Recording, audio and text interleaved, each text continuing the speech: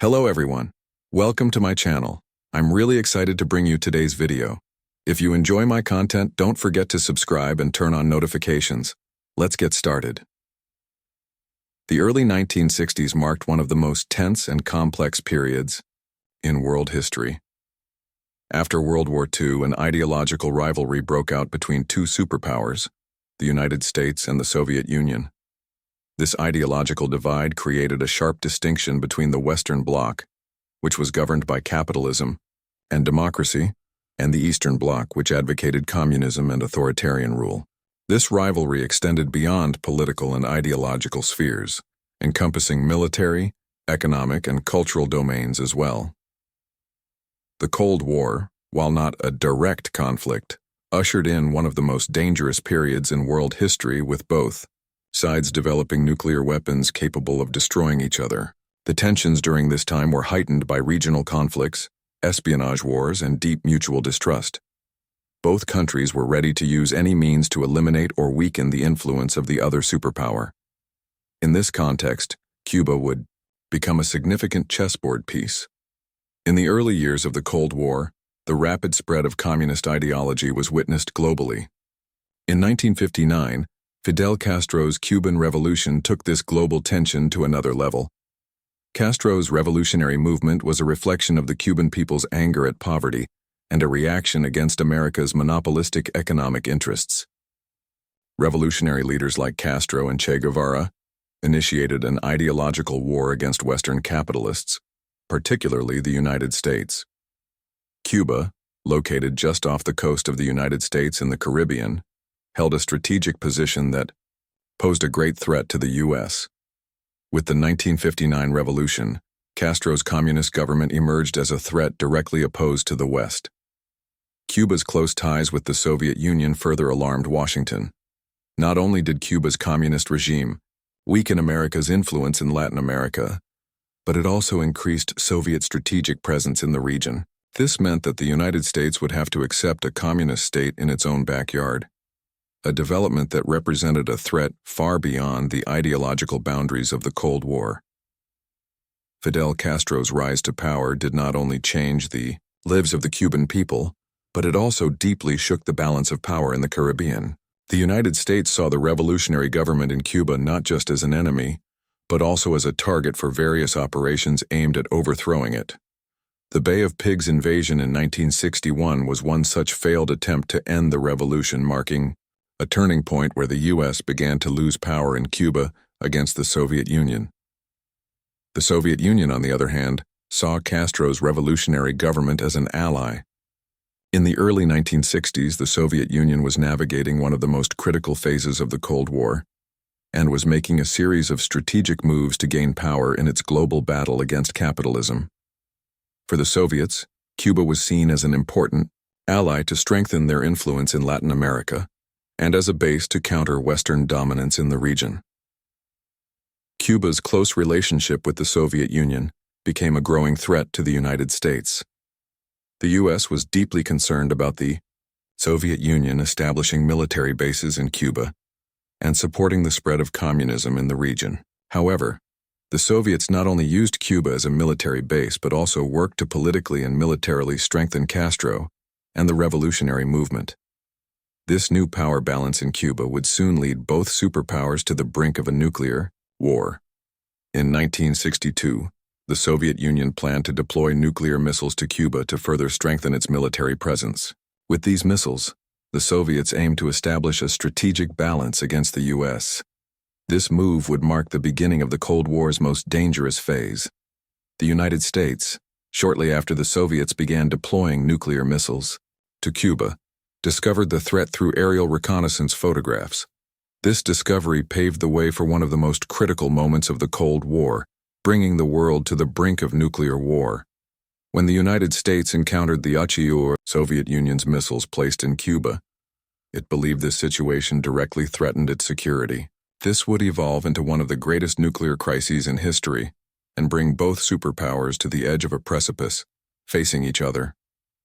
The tensions that laid the groundwork for the Cuban Missile Crisis were a direct result of the ideological conflict that had shaped the Cold War since its inception. Cuba had become one of the most significant battlegrounds on Earth. The struggle between the US and the Soviet Union not only threatened a geographical area but also posed the risk of a global war in which nuclear weapons could be used. This historical event highlighted not only the rivalry between two superpowers, but also the perilous risk of humanity being dragged into a nuclear catastrophe. The early 1960s marked a turning point in the Cold War. The Cuban Revolution and the alliance between Cuba and the Soviet Union brought the U.S. face-to-face with a direct threat. The Cuban Missile Crisis was the most evident manifestation of this ideological conflict and military strategy. Both superpowers, in an effort to maintain regional influence, began to jeopardize the world under the shadow of nuclear weapons. This crisis became one of the most exciting and terrifying moments in world history, turning Cuba into one of the hottest spots of the Cold War. During the early 1960s, one of the most tense periods of the Cold War, the Soviet Union made numerous strategic moves to limit the global influence of the U.S., and particularly to strengthen its influence in the Western Hemisphere. One of these moves was to support the Cuban Revolution and turn a country directly neighboring the U.S. into an ally of the Soviet Union. After the Cuban Revolution, Fidel Castro's alliance with the Soviet Union began to pose a serious threat to the U.S. In this context, Soviet espionage activities became crucial to securing the strategic situation in Cuba and preparing for any potential military interventions by the U.S. Following the Cuban Communist Revolution, the Soviet Union carefully studied the strategic position of this island nation and its proximity to the West. It was anticipated that the U.S. would plan various military operations to intervene against the revolutionary government in Cuba. As a result, the Soviet Union aimed to maintain both military and intelligence control over Cuba. To manage their activities more effectively in this strategic region, Moscow began to establish an extensive espionage network in Cuba. The Soviets not only reinforced their presence in Cuba with military equipment and missiles, but also sought to solidify their influence through intelligence activities. After Fidel Castro maintained his close relationship with the Soviet Union, Moscow began to establish espionage networks to closely monitor the political, military, and economic situations in Cuba. These networks contributed to the Soviet Union's global espionage operations and aimed to gather information to thwart U.S. activities in Cuba. Soviet espionage activities in Cuba were intended to both strengthen the Soviet military presence in Cuba and disrupt U.S. global strategies. The Soviets sent secret agents and spies to Cuba in order to gather advance information on any potential U.S. military intervention. These spies settled in Cuba to monitor U.S. military movements and observe the activities of military bases and intelligence agencies. Cuban Soviet spies, blending in with the general public, aimed to gather information about U.S. officials planning military operations. They studied the movements of the CIA and other U.S. intelligence agencies to identify whether these units were preparing an intervention plan. This espionage network in Cuba was crucial for the Soviets to control the military and strategic situation in the Western Hemisphere. During the Cold War, the U.S. planned a series of military and intelligence operations to overthrow Cuba's communist regime. The Bay of Pigs invasion in 1961 was a direct U.S. military intervention attempt to overthrow the revolutionary government in Cuba. However, this attempt failed, leading to the realization that the U.S. would need to approach the issue more cautiously and covertly. The Soviet Union was conducting intense espionage activities to learn about U.S. plans for such interventions. Soviet agents in Cuba monitored the CIA's operational movements and gathered information on every military action the U.S. might take against Cuba. These espionage networks not only allowed the Soviet Union to control the situation in Cuba, but also provided valuable insights into the broader military strategies of the United States. This flow of information played a crucial role in shaping the Soviet Union's steps in Cuba and its stance against the U.S. The Soviet espionage networks in Cuba were not limited to monitoring military movements. When the Soviets began setting up the necessary infrastructure to place nuclear missiles in Cuba, this process needed to be carefully monitored as well.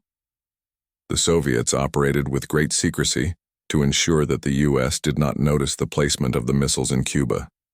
However, The Soviet Union's missile deployment process did not escape the attention of U.S. intelligence. The CIA began conducting aerial reconnaissance flights to detect Soviet missile activities in Cuba. Soviet spies used every possible method to monitor these intelligence operations, tracking the movements of the U.S. and developing counter-strategies. The information gathered by Soviet spies in Cuba helped Soviet leader Nikita Khrushchev adopt a bolder and more aggressive strategy against the U.S. As a result of these espionage activities, the Soviet Union placed nuclear missiles in Cuba, triggering the Cuban Missile Crisis. The Cuban Missile Crisis erupted when the U.S. discovered that the Soviet Union had placed nuclear missiles in Cuba. After this crisis, the Soviet Union once again recognized the immense importance of espionage activities. The spy networks in Cuba were critical for both superpowers to stay one step ahead of each other. The U.S.'s tough stance against the nuclear threat and the Soviet Union's eventual retreat made the role of espionage during the Cold War even more visible. During this period, the significance of Soviet espionage activities in Cuba became clear, especially when the world was brought to the brink of nuclear war. As the Soviets tried to secure Cuba, they maintained active espionage networks to anticipate the reactions to the deployment of nuclear weapons. Meanwhile, the U.S. worked to understand these espionage activities, making strategic plans regarding the military and political situation in Cuba. The Soviet Union's espionage operations in Cuba were one of the key elements shaping one of the most critical periods of the Cold War. The Soviets used Cuba not only as a military base but also as a strategic intelligence gathering center against the West. Espionage activities were of great importance in disrupting U.S. military plans, strengthening the communist regime in Cuba, and reinforcing the Soviet Union's global strategic position. After the Cuban Missile Crisis, the importance of these espionage activities and the role they played in preventing a global nuclear war became a defining moment in the history of the Cold War. Until the early months of 1962, the U.S. had only speculation and limited information regarding the Soviet presence in Cuba. However, the Soviet Union's activities to deploy nuclear missiles in Cuba posed a significant threat to America. Cuba, located just a few hundred miles south of the U.S., meant that the Soviets using the island as a base for nuclear missiles was a direct threat. The U.S. government quickly decided to intensify its intelligence efforts in response to this threat. The government sought to find concrete evidence of the Soviets placing nuclear missiles in Cuba using various methods. To confirm that the Soviet Union had placed nuclear missiles in Cuba, the U.S. initially resorted to traditional intelligence methods, aerial reconnaissance flights. During the summer of 1962, the U.S. Air Force began conducting regular reconnaissance flights over Cuba. These planes took off to observe Soviet military bases and potential missile sites in Cuba. In particular, high-altitude U-2 reconnaissance planes could fly at extremely high altitudes and take photos of military areas in Cuba. The purpose of these flights was to monitor the movements and structure of military facilities in Cuba and to gather the first concrete evidence regarding suspicions about Soviet missile deployments. The U-2 planes successfully took detailed photographs of military bases and potential missile launch sites in Cuba. However, these reconnaissance flights had limitations. The high-altitude U-2 planes could only cover a specific area, which did not provide a clear picture of the full scope of the Soviet missile activities during the crisis. However, these flights showed the U.S. government the necessity of developing more methods to monitor Soviet activity in Cuba. While the traditional aerial reconnaissance flights provided some information in the short term, there was a need for new technologies to obtain more comprehensive and accurate data. In the early 1960s, the U.S. satellite reconnaissance technology was still in development, but it offered a much stronger and more effective alternative to aviation reconnaissance. Thanks to satellite observations, particularly those used by the CIA, the U.S. would be able to monitor Soviet missile deployment activities in Cuba much more closely. Many believed that as long as the Soviets continued their efforts to keep the placement of nuclear missiles in Cuba a secret, detecting these activities from the air would be extremely difficult. However, the U.S. turned this prediction upside down by using advanced satellite technology.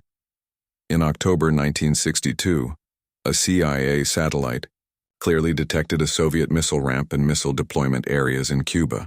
These images are considered one of the most critical intelligence successes in world history. On October 13, 1962, the CIA's Corona satellite system captured images showing nuclear missile ramps placed by the Soviet Union in the Pinar del Rio region of western Cuba. This discovery not only confirmed the existence of military bases in Cuba, but also proved that the Soviets had started placing nuclear missiles very close to the U.S. The satellite images clearly showed the missile ramps the Soviets had set up, and the areas where the missiles were placed were distinctly photographed. Upon reviewing these images, the U.S. government concluded that the Soviets had indeed placed nuclear missiles in Cuba. These images provided the first concrete evidence that triggered the Cuban Missile Crisis and set the stage for one of the tensest days in world history.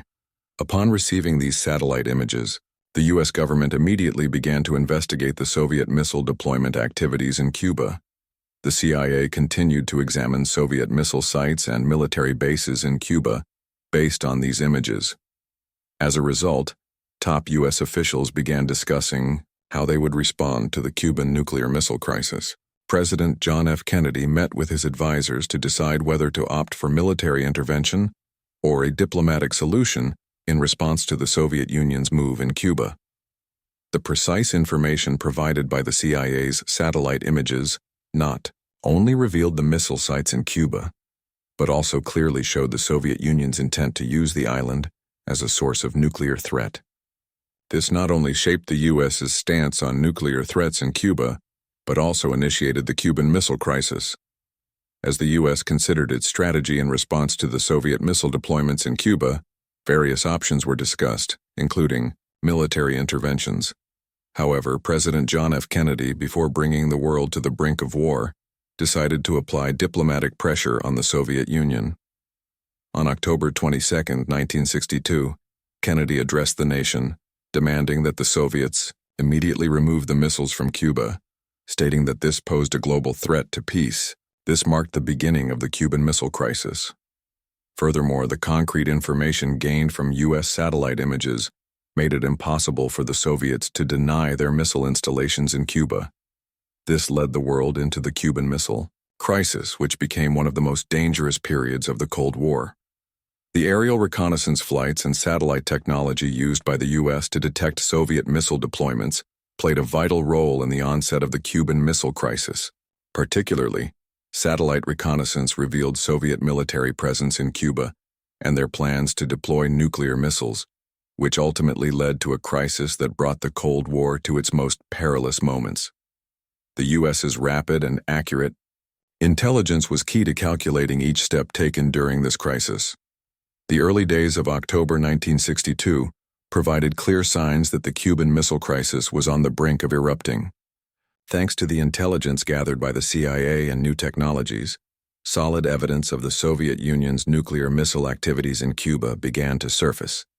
These discoveries forced the U.S. government into a critical decision to prevent a global catastrophe. Now, there was the possibility of direct military conflict between the two superpowers of the Cold War, the U.S. and the Soviet Union.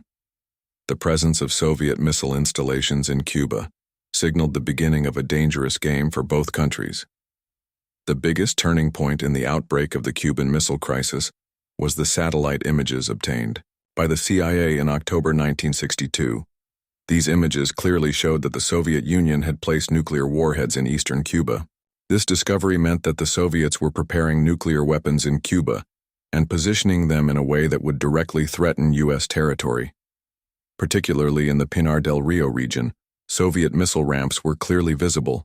The CIA's findings not only confirmed the presence of military bases in Cuba, but also validated that the Soviets intended to deploy nuclear missiles in a region very close to the U.S. This was no longer just suspicions and assumptions. It was seen as a direct and concrete threat. The highest-ranking officials in the U.S. government began to seriously consider what steps should be taken to stop the Soviet missile placements and eliminate this threat. With the detection of the Soviet missile installations, the U.S. government entered a critical decision-making phase in order to prevent the outbreak of a nuclear missile crisis. President John F. Kennedy's administration decided that the Soviet missile placements in Cuba needed to be ruthlessly and immediately eliminated. Kennedy and his advisors considered a military intervention option but also began to explore diplomatic solutions.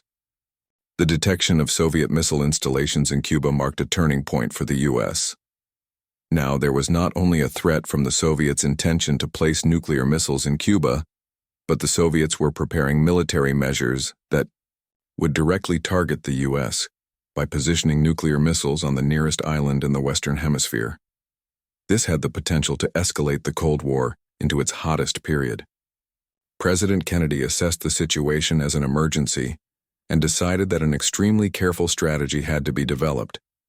The Kennedy administration focused on two main options: seeking a diplomatic solution and military intervention.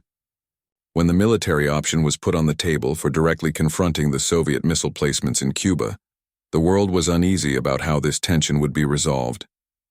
Kennedy considered preparing the military for an intervention in Cuba.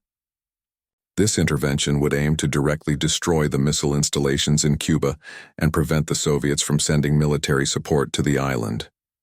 However, military intervention carried the risk of nuclear war, and if the Soviets intervened in Cuba as well, it could lead to a global conflict. Therefore, Kennedy and his advisors knew that every step of the military intervention had to be carefully calculated. Additionally, Kennedy's administration hoped to find a diplomatic solution to resolve the issue through an agreement with the Soviet Union. If diplomacy failed, military intervention might become unavoidable. On October 22, 1962, President Kennedy addressed the nation, clearly announcing the existence of Soviet missile installations in Cuba and stating that this threat jeopardized global peace. This announcement marked the official start of the Cuban Missile Crisis. Kennedy sent an ultimatum to the Soviet Union, demanding the immediate removal of missile installations in Cuba. At the same time, the U.S. announced it would initiate a naval blockade of Cuba. This blockade would prevent the Soviets from sending new missiles to Cuba by closing off sea routes. Kennedy's announcement was met with shock by the Soviet Union. The presence of nuclear missile installations in Cuba might require the Soviet government to back down, but it was also possible to resolve this situation through diplomacy. However, Soviet leader Nikita Khrushchev did not want to accept that Kennedy had so openly declared such a situation, which undermined U.S. global dominance. As a result, the possibility of a worldwide military conflict grew with every passing hour. The detection of Soviet missile installations in Cuba was one of the most critical turning points in Cold War history. How the United States would respond to this threat was not only a question for the two countries involved, but for the entire world. This event would shape the future of global peace and reveal how nuclear weapons would affect the balance of power worldwide. President Kennedy's strategic steps to eliminate the Soviet missile installations would play a pivotal role in resolving the Cuban Missile Crisis. However, the resolution depended on the flexibility of both sides. The Cuban Missile Crisis represented perhaps the most terrifying moment of the Cold War. In October 1962, the tension between the United States and the Soviet Union reached its peak when both superpowers were on the brink of using nuclear weapons. Both the U.S. and the Soviet Union closely monitored each other's strategic moves, interpreting every step as a signal that the world was edging closer to nuclear war. A wrong move could have led to a continental catastrophe, endangering billions of lives. The crisis deepened with President John F. Kennedy's address to the nation on October 22, 1962. Kennedy issued a clear ultimatum to the Soviet Union, demanding the immediate removal of all Soviet missile installations from Cuba and the withdrawal of these weapons back to the Soviet Union.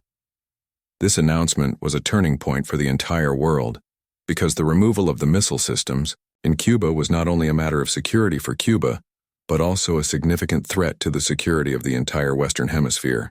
The U.S. was now asking for the destruction of Soviet missile installations in Cuba, even at the risk of nuclear war, thereby raising the stakes of the Cold War's nuclear threats. Kennedy's statement caused a major shock in the Soviet Union. This ultimatum meant not only a loss for the Soviets, but also deepened the possibility of nuclear conflict worldwide. However, Soviet leader Nikita Khrushchev did not seem ready to take a major step to withdraw from Cuba in response to this open threat. Both sides defending their strategic interests pushed them further apart from reaching a solution. During this period, the U.S. employed ready-to-deploy planes and satellite technology to monitor developments in Cuba. Surveillance flights over Cuba increased, and fighter jets and reconnaissance planes began to observe every corner of Cuba more frequently. The goal was to observe the defense preparations of Soviet missile installations and detect military activities in the region. Planes carefully tracked every new military movement in Cuba, trying to understand the Soviets' defensive measures. Every day, activities in Cuba were reported and communicated to Kennedy's administration. This also demonstrated how the U.S. was tracking Soviet actions in Cuba and how espionage activities were influencing the global balance of power. U.S. fighter jets were not only observing, but also on standby for immediate intervention in case of any Soviet action. The U.S. government was prepared to issue orders for military action if the Soviets took steps to defend the missile installations in Cuba. During one of the hottest moments of the Cold War, every military movement carried the potential to trigger a nuclear war. In response to these U.S. threats, the Soviet Union began strengthening its missile defenses in Cuba. The Soviets launched large-scale military preparations to protect their missile installations in Cuba. These defense preparations indicated that both sides were prepared to take any necessary actions to secure a strategic advantage, pushing the world closer to the brink of nuclear conflict. In addition to missile bases in Cuba, the Soviets began sending military forces to defend these installations. Soviet planes, submarines, and soldiers prepared to defend against any potential American attack. These defense preparations were seen as a counter-move to the U.S.'s possible military intervention to destroy the Soviet missile bases in Cuba. The Soviets were positioning themselves to protect the missile sites while simultaneously presenting a challenge to the U.S. This situation illustrated how the tension was escalating day by day, with both countries being extremely careful and prepared for each other's moves. At this point, espionage activities were of critical importance for both sides. Both superpowers were making significant efforts to understand each other's strategic moves. While the Soviets were monitoring U.S. military movements and missile placement plans in Cuba, the United States was trying to observe Soviet missile defense measures and strategic deployments. During the Cuban Missile Crisis, spy planes, satellite imagery, and listening devices showcased how sensitive both sides were, and how a small mistake could potentially lead to a global catastrophe. Both countries had allocated more resources to espionage operations in order to better understand each other's military strategies. Intelligence reports helped both sides gain insight into the preventive measures taken against possible military intervention, strategic deployments, and unexpected movements. However, as both sides monitored each other's actions, even the smallest misunderstanding had the potential to trigger a nuclear conflict. The two superpowers had come to the brink of war, just as U.S. reconnaissance planes and spy satellites were tracking developments in Cuba. The Soviets were ramping up preparations to protect the missile installations. The growing tension caused deep concern across the globe. The Cuban Missile Crisis marked a period when the world was on the verge of a nuclear war, testing both diplomacy and military strategies. The decisions made by both sides would determine not only the future of the Cold War but also whether peace could be maintained for all humanity. The resolution of the Cuban Missile Crisis came after the world had approached one of the closest points to a nuclear catastrophe in history. Both superpowers engaged in prolonged diplomatic and military negotiations to avert a nuclear war that would put millions of lives in jeopardy. The Soviet Union decided to withdraw the nuclear missile systems from Cuba, and in return, the U.S. agreed to remove missile installations in Turkey. These mutual concessions brought the crisis to an end and allowed the world to breathe a sigh of relief. However, following this resolution, both the Soviet Union and the United States entered a period of major transformation, reshaping intelligence, strategies, and reviewing military plans. The Cuban Missile Crisis prompted both nations to deeply reflect on how to use their intelligence systems and security measures more effectively after coming so close to war. This crisis not only marked one of the most intense moments of the Cold War, but also became a turning point that defined the future of intelligence and military strategies. The solution to the Cuban Missile Crisis was possible because both sides were willing to resolve the issue through diplomacy. Soviet leader Nikita Khrushchev and U.S. President John F. Kennedy realized they could resolve their conflict not just with military force, but also through mutual trust-building measures. Both leaders sought solutions in order to avoid plunging the world into a nuclear disaster. Espionage activities played a crucial role in this process. The identification and continuous monitoring of Soviet missile deployments in Cuba were vital for the U.S. to make strategic decisions.